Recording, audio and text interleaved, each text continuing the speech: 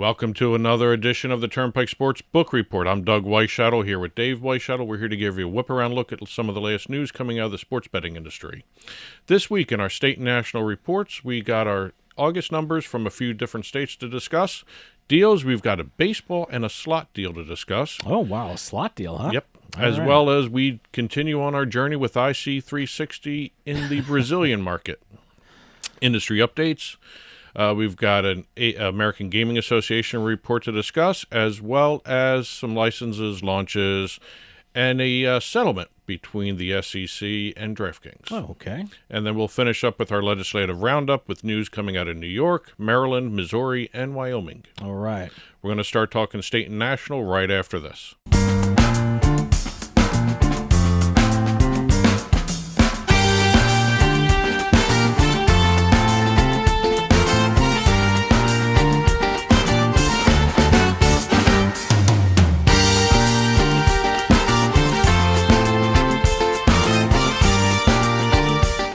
Interest rates and inflation are out of control. Is your credit card debt also out of control?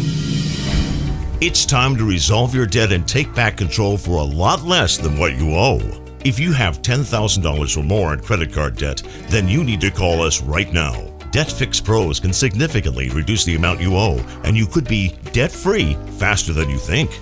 I knew we had to do something. Our debt was growing. It was getting out of control, and we just didn't know what to do. We saw an ad for Debt Fix Pros. We called and they showed us how fast they could get us out of debt. It really was amazing, and now we're back in control. Call now and we'll show you how easy it is to fix your debt. The call and consultation are free. Call Debt Fix Pros right now at 800-479-3522. That's 800-479-3522. 800-479-3522.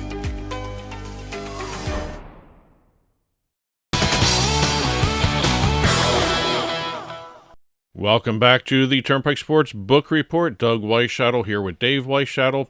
We're going to start off our state and national reports over in the state of Nevada. Okay. Nevada released their August sports betting numbers, and with the August report, the state of Nevada has passed $42 billion in all-time post-PASPA handle and $2.4 billion in all-time post-PASPA revenue. I want to see the all-time handle. The real all-time. You know, it's we're measuring everything with post-PASPA, but you know they've had decades before PASPA, yes. During PASPA. They've had a little bit of a head start from the rest of the current modern industry. I want to know the entire thing. So. State of Nevada also reported just over $5.4 billion in year-to-date total handle. And while the year-to-date total handle was down compared to the first 8 months of last year, the revenue's up for the first 8 months. Well, that's good. Yes. So Nevada also... That's the important thing. Yes. You know, everyone talks about handle. It's a great number. It shows you how popular sports betting is, but for the operators, and especially the states, the revenue is the thing. The taxable revenue is important. Well, I always say handle is for headlines, revenue is for the operators, and tax revenue is for the states. I guess we do handle because everyone's shocked at the numbers. Oh, my God, do you see how big that is? But, you know, really in the long run, it's revenue for the sports betting operators. And for the state, it's revenue because you can tax on that revenue. Yes. So, Nevada also, when they release their sports betting numbers, also releases their overall gaming numbers. And Nevada also reported its second straight month of gaming revenue decline. Okay. And this last month, August, a lot of analysts are pointing to two things: the low table game hold. Okay. Well, three things: the low table game hold. They started doing a different calculation for slot revenue. Okay. And also the increase in visitation because of August. There was the holiday mixed in with increased convention business, so there was increased visitation for the month of August. Can I add one thing? And I'm sure the analyst will, he's a dumb lawyer. He wouldn't know what he's talking about. But the big thing in Atlantic City, and I'm sure it's a big thing for Nevada, is the diversification. You know, sure, people go to Nevada to gamble, but there are so many other things that you can go to Nevada and Las Vegas for, and the concerts, all the other incredible things. The hiking is amazing if you're an outdoors person. You know, you do that there. So, hey, it things are changing. Certainly, gambling is important, but it's not the all all important thing. And all, yeah, there are other things to do in Las Vegas and Nevada than just sit at a slot machine. Well, we're leaving Nevada and we're heading over to Colorado. Now we've got the August sports betting report from the state of Colorado. Colorado has passed $19.5 billion in all-time total handle and $1.3 billion in all-time total gross gaming revenue. Okay. I think gross gaming revenue and total kind of meld together. But, Yeah. And with the state of Colorado, we have to talk table tennis. Oh, I was going to ask. Okay, well, how the table tennis? It's usually, I guess, the highest it ever got was like 4 or 5 most bet on sport in the state. It is usually sixth. It's around. Okay, I was going to say usually around 7 on a This normal is average. six. This You're is number 6. 6 this month in August. Okay. $17.8 million handle. And I'm assuming most of it was mobile. Everything was online except for $4,600 of it. Okay, all right. And also, it was, again, 4.8% of the total handle. I The know. percentage of the total handle is very impressive. Yeah, I'm becoming a aficionado of the table tennis betting market for Colorado because I'm so fascinated by it. What was that? This in Oregon is the big table tennis one. They now. I Oregon never does hear not. about it in New Jersey. So No, they don't break it down. It's Yeah. in the other category, even if they it's allow in it. the other. Yeah. Okay, well, all right. Moving over to the state of Ohio, Ohio released their August sports betting report, and Ohio became the 4th state to pass $5 billion in year-to-date handle. One thing that's kind of interesting is there are now 14 sports books rather than 18 last year. Okay. So they've lost 4 books over the course of a year. Well, sometimes that makes the industry and the markets stronger because you have the best performing ones doing the Yes. most business. So. And they also reduced the number of kiosks in the state. They went from they now have currently 761 kiosks across the state of Ohio.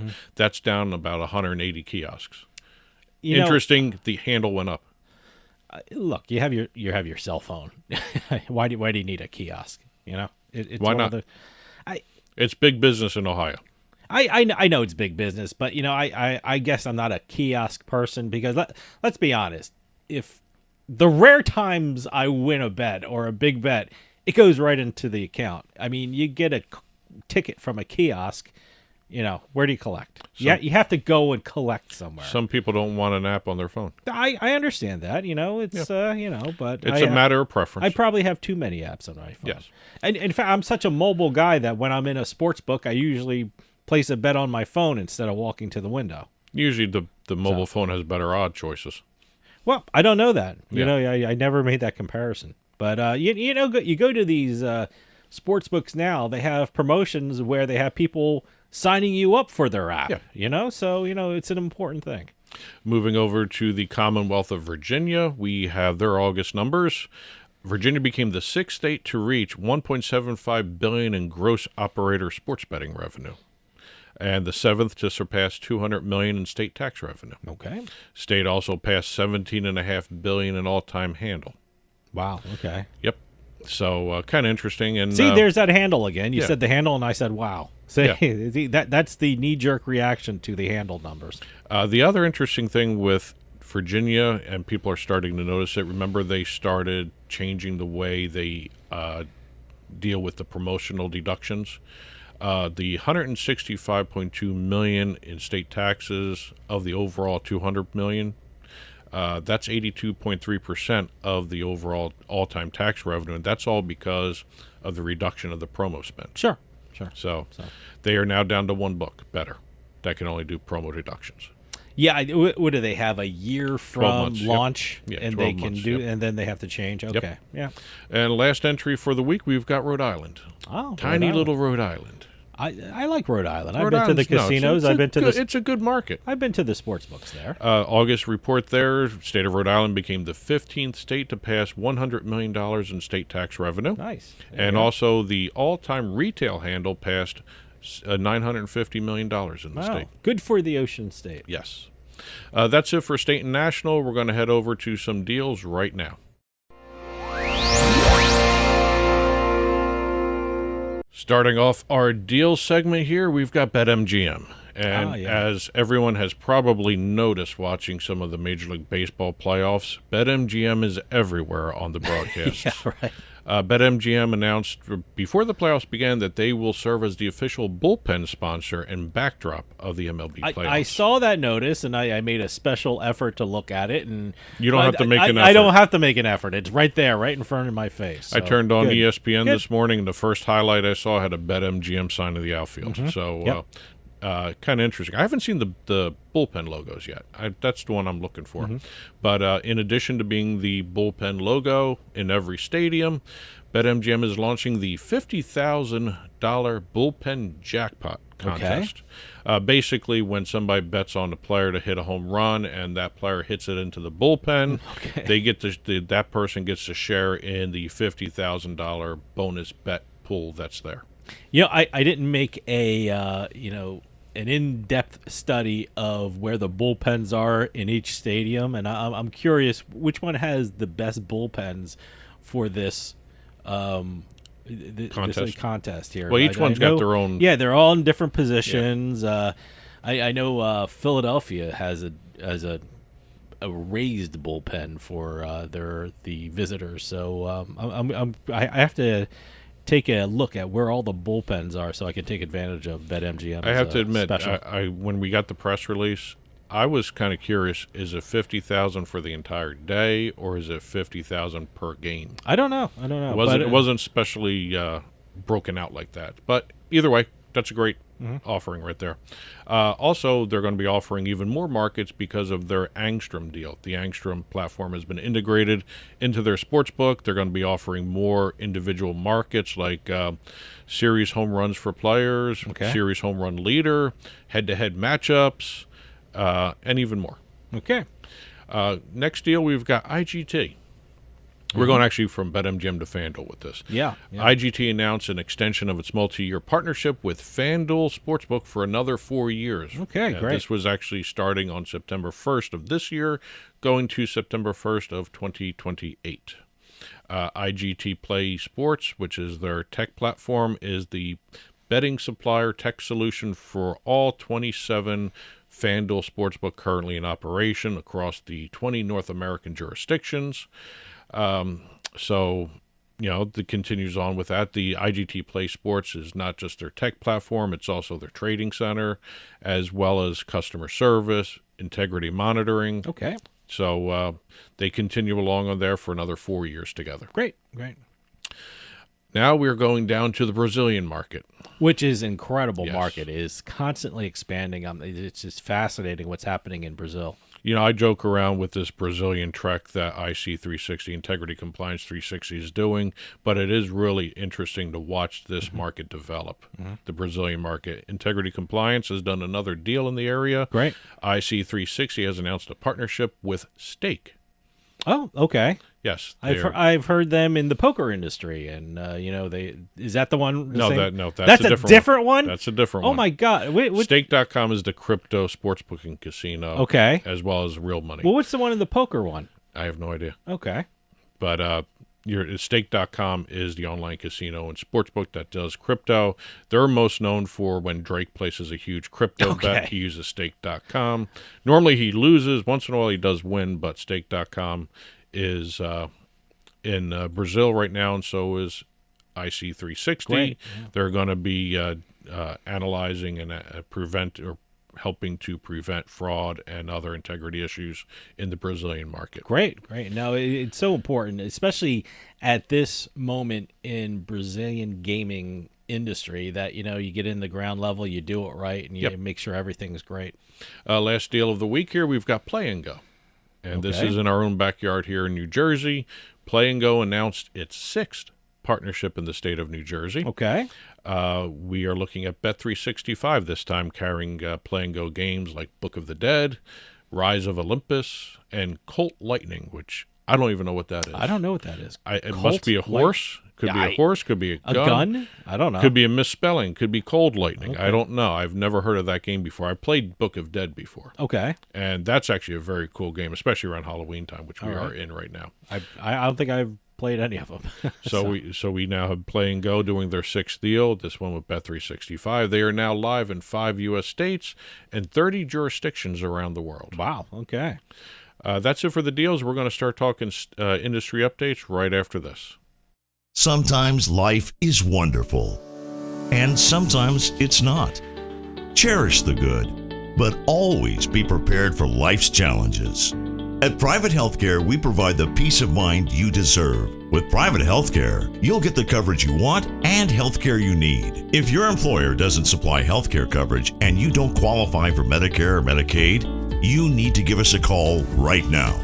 Private Healthcare is private health insurance for ages 65 and under with medical, dental, vision, and even prescription coverage. When life comes at you unexpectedly, you need to be ready, and health insurance is your financial safety net. Health insurance has never been so easy and affordable. If you're looking for health coverage at the best price and your annual household income is $35,000 or more, give us a call at 800-733-6860. 800-733-6860.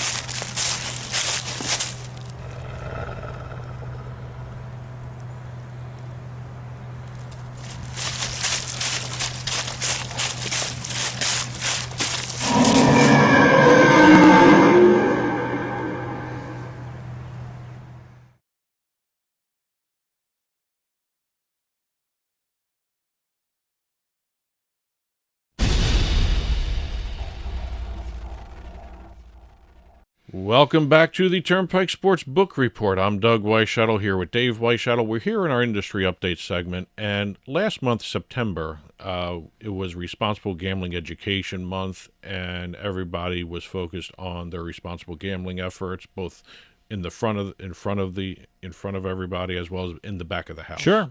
Using those terms. Sure.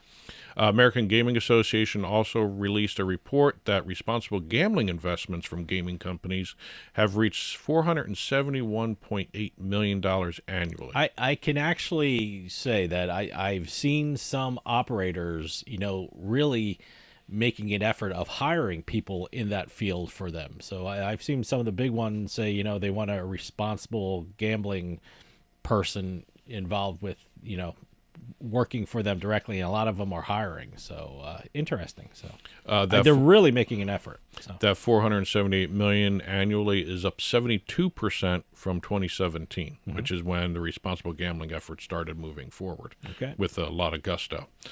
We got key areas, substantial financial commitments, and customer service interactions. We've got developing and maintaining responsible gambling programs. We've got consumer-facing responsible gambling education, responsible gambling research and support from nonprofit organizations, and also support services that received a $26 million investment for problem gambling. So it's great to see development of that segment of our industry. Like I said, I'm seeing more and more, looking to hire in that field, responsible gambling. So good. Moving from responsible gambling to a settlement, civil penalty settlement between DraftKings and the Securities and Exchange Commission. Was that just a very early tweet or post on X or something like that? Is that it was several early tweets? Okay, all right, or posts, whatever you want to call it. This happened back in July of 2023. By the way, this all started, and it's come to a head and finalized now. The SEC charged DraftKings with violating federal regulations by selectively disclosing material, non-public information through the social media account of its CEO. It was both on X as well as his LinkedIn, done by the PR firm that works with DraftKings. So, it violated the section. I'm going to read this out. So, violated Section 13A of the Securities Exchange Act and Regulation Fair Disclosure, which requires companies to provide all investors equal access to material information. What happened was they posted this information, and then about 2 weeks later, that's when they disclosed their second quarter numbers, and that's when they should have been releasing it, not earlier on. I've said it before several times that, these operators, when you're doing a sportsbook operation or a sportsbook business, there are a lot of moving parts. There's PR, there's, the computerized systems, the third party things you have to go through, and stuff like this unfortunately happens. I don't think there was anything malicious or underhanded no. about it. It was just probably, someone got the memo and misinterpreted it and did something wrong and didn't check with what the left hand and the right hand is doing, which is, there's no excuse for that, but it happens. Well, it also shows the immaturity of our industry still. We're still learning all the ins and outs of everything. Well, Yeah. So, but, it's, I think it was caught. I don't think they'll happen again. I think, but I can understand. I can understand because sure. listen to the phrasing here. The PR firm put up on the X account where the company was seeing really strong growth in states where it was already operating. That was that triggered the violation. Yeah. Okay. And I could see how they're not saying anything too detailed. Yeah. But it does trigger the violation. Sure. And what happened now is DraftKings has agreed to a $200,000 civil penalty. Okay. And that's all taken care of. I wonder how that works. You write a check. No, not that part, but the actual part of when you want to post something. Does it, does a PR firm just do it? Does it have to be run through the legal department first, which probably it should be by now. So if it wasn't before, it is now, I would think. That, it just, you have to make sure when you're dealing with this industry, which is the most regulated industry in the country, let's be honest, really dot your I's and cross your T's. Yeah. And fortunately, the I's were crossed and the T's were dotted, and so that's pretty much how it happened. Probably what happened. So, couple stories coming out of Massachusetts. Massachusetts Gaming Commission has voted to officially prohibit sports bets on individual collegiate awards. Okay. No one was offering them in the state, but there was no prohibition against them, so they have now officially prohibited them. So let me ask you something. Everyone talks about Heisman betting. Can't There's do that. nothing like that in Massachusetts. No. All right.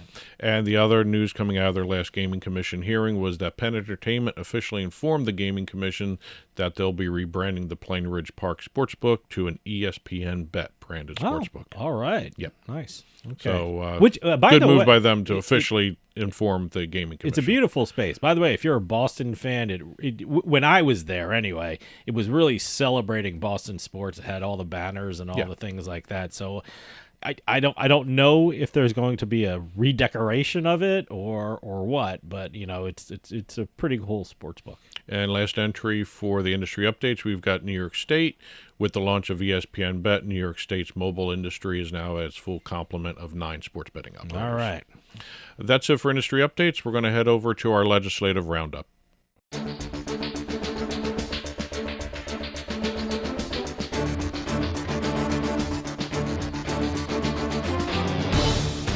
Starting off our legislative roundup, we ended our previous segment in New York State. We're going to start off in New York State. We've got Governor Kathy Hochul signing into law a bill intended to protect New Yorkers from the potentially addictive effects of online gambling. Mm-hmm.